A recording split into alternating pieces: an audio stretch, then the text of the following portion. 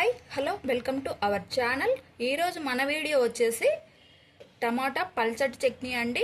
ఈ చట్నీ ఇడ్లీ, దోశ, అన్నం, చపాతి ఎందులోకైనా చాలా రుచిగా ఉంటుందండి. చాలా సింపుల్గా చేసుకోవచ్చు, చాలా టేస్టీగా కూడా ఉంటుందండి. మీరు కూడా తప్పకుండా ట్రై చేయండి. ఎప్పుడు ఒకేలాగా కాకుండా ఇలా ఈ విధంగా ఒక్కసారి ట్రై చేయండి. మన ఛానల్ ఫస్ట్ టైం చూస్తుంటే సబ్స్క్రైబ్ చేయండి. అలాగే లైక్, షేర్, కామెంట్ తప్పకుండా చేస్తూ ఉండండి. ఈ పల్చటి రుచికరమైన చట్నీని ఎలా తయారు చేసుకోవాలో ఇప్పుడు చూసేయండి. ఈ చట్నీ కోసం ఇలా బాగా పండిన టమాటాలు తీసుకోవాలి. మీడియం సైజు 4 తీసుకోవాలి. వీటిని శుభ్రంగా కడిగి పైన తొడిమను తీసేసి ఇలా ఘాట్లు పెట్టుకోవాలి. స్టవ్ వెలిగించి స్టవ్ పైన ప్యాన్ పెట్టుకొని 1 గ్లాసు నీళ్ళను పోసుకోవాలి. కట్ చేసి పెట్టుకున్న టమాటాలను వేసుకోవాలి. తర్వాత మీ కారానికి సరిపడా పండుమిర్చిని కానీ పచ్చిమిర్చిని కానీ వేసుకోవచ్చండి. పండుమిర్చి వేస్తే కలర్ అనేది రెడ్గా ఉంటుంది. 4 వెల్లుల్లి రెబ్బలు వేసుకోవాలి పొట్టుతోనే. కొద్దిగా ఉప్పు వేసుకోవాలి. 1/2 టీ స్పూన్ పసుపు.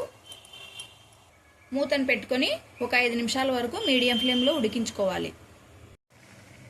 టమాటా బాగా ఉడికింది. ఇలా మెత్తగా ఉడికించుకోవాలి టమాటాని. టమాటా పైన ఉన్న తొక్క ఇలా ఊడొచ్చేసేయాలి. ఇలా ఉడికించుకోవాలి. ఇప్పుడు స్టవ్ ఆపేసుకోవాలి. టమాటాని పూర్తిగా చల్లారనిచ్చుకోవాలి. టమాటా పూర్తిగా చల్లారింది. మిక్సీ జార్ తీసుకొని ఈ ఉడికించుకున్న టమాటా పండుమిర్చిని వేసుకోవాలి. రుచికి సరిపడా ఉప్పును వేసుకోవాలి. మనం టమాటా ఉడికించేటప్పుడు వేసుకున్నాను ఆల్రెడీ. ఇప్పుడు రుచికి సరిపడా కొద్దిగా వేసుకోవాలి. మెత్తగా గ్రైండ్ చేసుకోవాలి.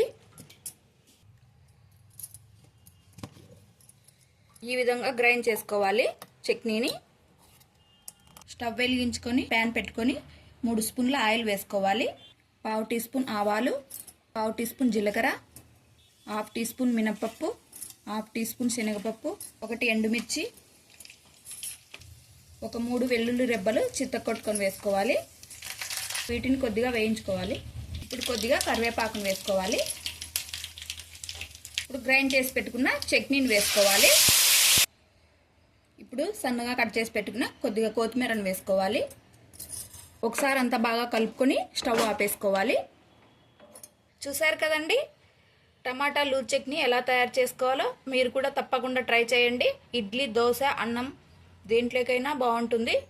తప్పకుండా ట్రై చేయండి. మన ఛానల్ ఫస్ట్ టైం చూస్తుంటే సబ్స్క్రైబ్ చేయండి. అలాగే లైక్, షేర్, కామెంట్ తప్పకుండా చేస్తూ ఉండండి. Thank you for watching.